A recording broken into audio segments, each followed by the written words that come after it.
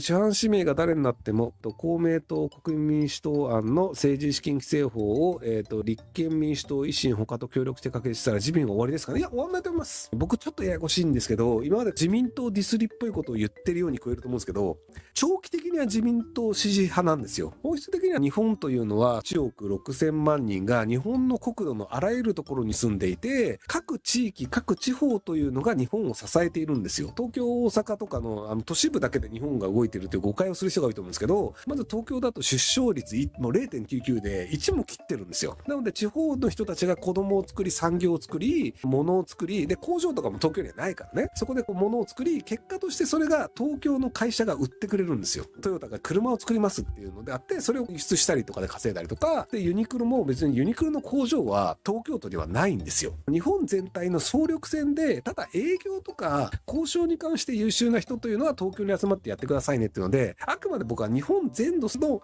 能力を使うことによる総力戦によって日本経済というのが成り立っていると思っているので、東京だけうまくいったらいいのではなく、ちゃんと地方にも支部があって、その地域その地方の人たちの考え方とか幸せとかを考えるというのをやろうとすると、やっぱり日本中に支部があるのって自民党なんですよ。あと共産党もちょこちょこ持ってるかな。やっぱ国民民主党とかってそんなに大規模な政党ではないので、やっぱ地方の支部とか弱いんですよ。なのでそういう意味でいくと、日本中に支部がちゃんとある自民党というのが長期的には日本にとって必要だとは思ってるのですけれども、昭和のやり方というのをずっと続けてるせいで、日本はずっと40ヶ月ぐらい実質賃金が下がり続け、ガラスの天井というようなものがあって、で高齢者のおじいちゃんとかおばあちゃんみたいな政治家ばっかりがばっこして、若い人がなかなかうまくいかないよねという国になってしまっているので、なので自民党は一時的に弱くなるべきではあると思っていて、でも長期的には自民党が必要だよねって思ってるっていう、すごいややこしいポジションなんですよ僕。なので自民党終わりですかっていうと、終わっちゃいけないんだけど変われ自民党が変わらなかったよねっていう感じの今世論になってると思うんですけど、変わらないんだったらやっぱりもう与党はやらせない方がいいよねというふうには思ってはいるという感じです。リベラルや左翼ってなんで分断や格差拡大を助長し、大企業だけ美味しい民政策を推進するんでしょうか。大企業の美味しい民政策というのが技術実習生制度という意味でいくと、自民党ってリベラルですからね。皆さんご存知ないかもしれないんですけど、自民党の英訳ってリベラルデモクラティックパーティーとかで一番最初リベラルなんですよ。リベラルである自民党が大企業から経団連とかからいろんな献金をもらっていて、安い労働力として技術実習生というのを入れて働かせて大企業の利益が上げているという構造なので、自民党は確かに推進してますね。なぜなら大企業からお金をいっぱいもらっているからという話になるかなと思います。りょうきさんは低所得の外国人労働者の権利に反対と思うんですが、具体的にどの程度の収入が見込める人なの OK ですか。日本人の年収中央値370万ですね。370万か平均年収の440万とか50万かな今のどっちかを超えていれば OK っていう考え方です。はい、安い賃金で働く人を入れてしまうと、日本人の給料も下げざるを得なくなるし、下がるんですよ。時給1200円でコンビニのレジをやってる人募集しますって言って、誰も来ないんだったら、そのコンビニは1300円で募集するんですよ。で、誰も来ないから、じゃあ1400円で募集するって言って、だんだん上がるんですよ。日本人の人が、じゃあ1400円ならやるわって言って、その人は時給1400円で当たることになるんですけど、ここに1200円で募集した時に、外国人の人が、私やるっすって言って、時給1200円で働かれちゃうと、日本人が1400円の給料をもらえた可能性というのがなくなり、その日本人は無職になるんですよ。1200円で働く外国人と無職の日本人になるんですよ。この外国人がいなかったら、1400円もらえる日本人になる可能性があったんですけど、この日本人は無職です。この人が日本で全てのお金を使ってくれれば、まだ経済的にはマシなんですけど、技術実習生とか留学生として来てる人というのは、基本的に5、6年すると帰るんですよ。で、さらにこの技術実習生で働く人は、このお金を自分の国に送金するんですよ。だってそのために出稼ぎに来てるわけだからね。日本いられないから、ひたすら稼いだお金が全て外国に行くんですよ。なので、本来1200円もしくは1400円で働いて日本人が、そのお金を日本国内で使ってたはずなのに、まずそこで失業者の日本人を一人作り、さらにコンビニのお金というのが外国人の労働者経由で外国に流れる。これを推進してるのって、グローバリストじゃないのっ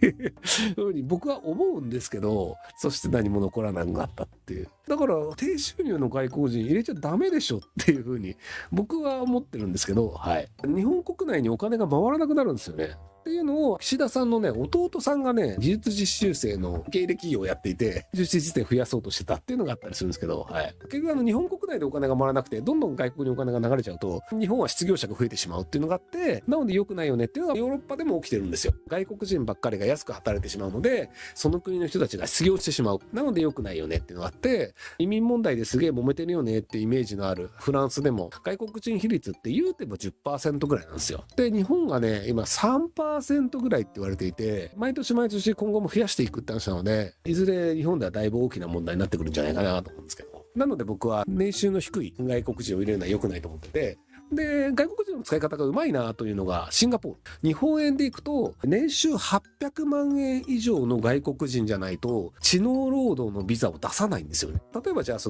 クエアエニックスでゲームを英語に翻訳している外国人、フランス語に翻訳している外国人、ありがとうございます。いい給料をもらってどんどん仕事をしてください。っていう話じゃないですか。その人たちって多分800万ぐらいもらってるんだけど、その人のおかげで、どんどん海外に対しての売り上げが増えて、結果としてその富が日本に戻ってきて、日本の株価も上がるし、法人税も払ってくれて、いや、良かったよねって話なんですよ。頭のいい能力値の高い人に高い給料を払って外国人働いてもらうというのはすごく重要なんですよ。それによって外国というマーケットに出ることができるわけで、日本人だけでドイツ語版作ってくださいって言われても、ドイツ語これ翻訳合ってんのみたいになっちゃうじゃないですか。俺ドイツ語できるっすみたいな日本人がやったとしても、いや、このニュアンスちょっと違うんだよねみたいにやっぱなっちゃうんで、そうすると外国人で日本語わかる人にやってもらった方がより自然な日本語になるよね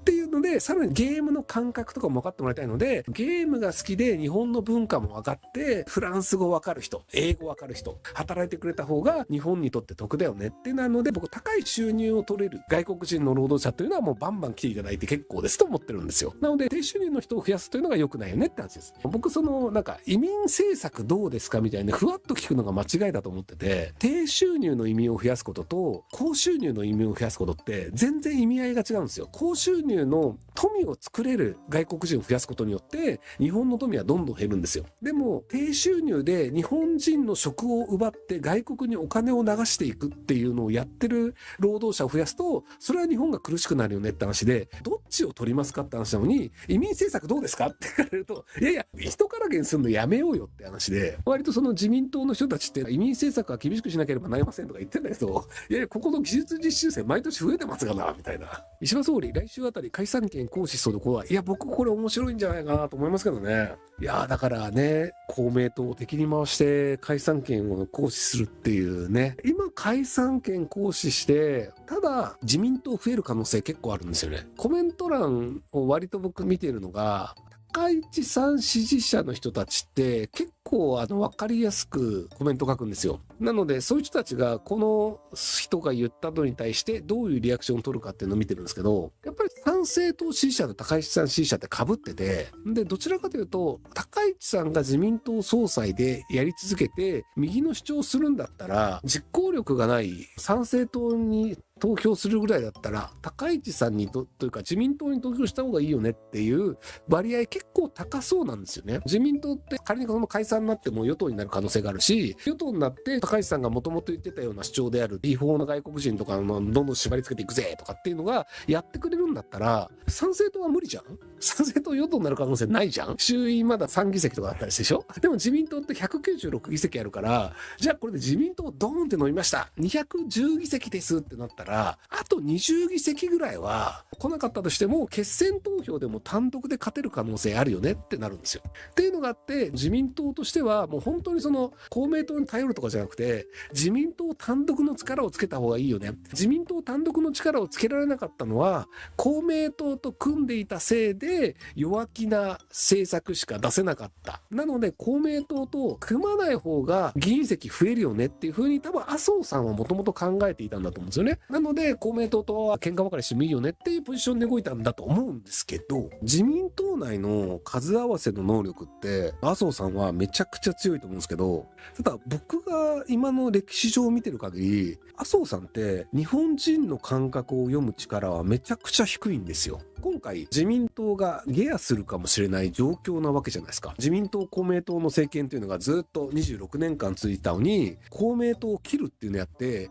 下手したら与党にならないっていうのを後ろから糸引いたのは今麻生さんなんですよ。昔思い出してください。民主党政権になった時に、あれの原因を作った自民党の総裁は誰ですか？麻生さんだったんですよ。あの当時にカップラーメンの値段を麻生さんが知らないとか僕は別にどうでもいいとは思うんですけど、とはいえ麻生さんが総理大臣だった時にもう麻生政権に任せられないと日本人が思って民主党に政権を任せたんですよ。なので結局麻生さんって自民党で2回下野させたっていう、まだわかんないよ